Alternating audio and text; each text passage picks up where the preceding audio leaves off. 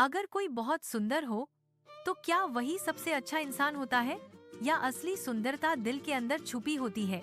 यह कहानी है एक प्यारी लड़की ओजस्वी की, जिसने पूरे गांव को असली सुंदरता का मतलब सिखाया। एक सुंदर गांव में ओजस्वी नाम की एक छोटी लड़की रहती थी। उसकी बड़ी बड़ी चमकती आंखें थीं, जो हमेशा खुश दिखती थीं।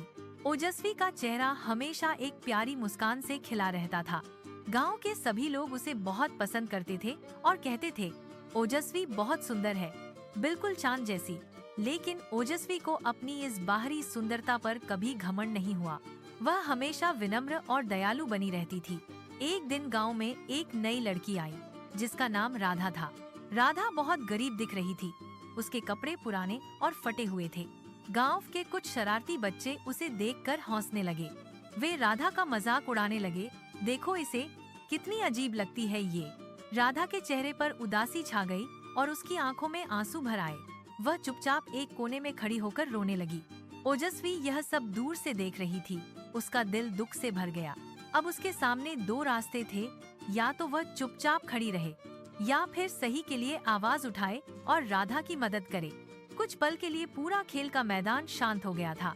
सभी बच्चे ओजस्वी की तरफ देख रहे थे। क्या वह कुछ करेगी? ओजस्वी ने एक गहरी सांस ली और धीरे धीरे राधा की ओर बढ़ी। उसने राधा का छोटा सा हाथ अपने हाथ में लिया। ओजस्वी ने राधा की तरफ देखकर एक प्यारी सी मुस्कान दी। उसने प्यार से कहा, तुम बहुत अच्छी हो राधा। ओजस्वी ने आगे कहा, और जो दिल से अच्छा होता है वही इंसान सबसे सुंदर होता है। असली सुंदरता भीतर होती है। ओजस्वी के इन शब्दों को सुनकर सभी बच्चे चुप हो गए। उन्हें अपनी गलती का एहसास होने लगा था। राधा अभी भी रो रही थी। उसने सिसकते हुए कहा, मेरे पास अच्छे कपड़े नहीं हैं, इसीलिए सब मेरा मजाक उड़ाते हैं। ओजस्वी ने राधा को दिलासा दिया और तुरंत अपने घर की ओर भागी। वह अपने कमरे में गई और अपनी अलमारी खोली। उसने अपने सबसे पसंदीदा और सुंदर कपड़े निकाले। ओजस्वी वापस आई और उसने वे कपड़े राधा को दे दिए। राधा ने हैरानी से उन कपड़ों को देखा। उसकी आंखों में चमक आ गई। पहली बार राधा के चेहरे पर एक सच्ची और प्यारी मुस्कान खिली। अगले दिन जब राधा नए कपड़ों में स्कूल आई, तो सब उसे देखकर खुश हुए।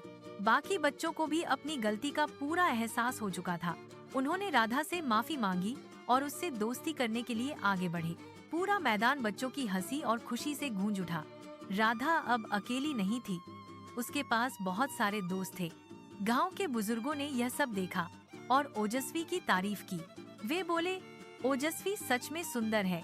उसकी सुंदरता अद्वितीय है, क्योंकि उसका दिल सुंदर है जो दूसरों के लिए धड़कता है। चेहरे की सुंदरता तो समय के साथ बदल जाती है, यह कभी स्थायी नहीं रहती, यह ढल जाती है। लेकिन दिल की सुंदरता हमेशा चमकती रहती है, वह कभी फीकी नहीं पड़ती।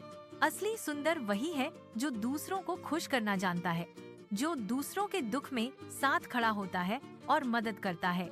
अगर आप ओजस्वी की जगह होते, क्या आप राधा की मदद करने के लिए आगे आते, या फिर आप चुपचाप खड़े रहते और कुछ नहीं करते? अपने विचार हमें कमेंट में जरूर बताइए। हमें आपके जवाबों का इंतजार रहेगा। और ऐसी ही प्यारी और प्रेरणादायक कहानियों के लिए हमारे चैनल को सब्सक्राइब करना मत भूलिए। बेल आइकॉन भी दबाएं ताकि कोई कहानी छूटे नहीं। धन्यवाद।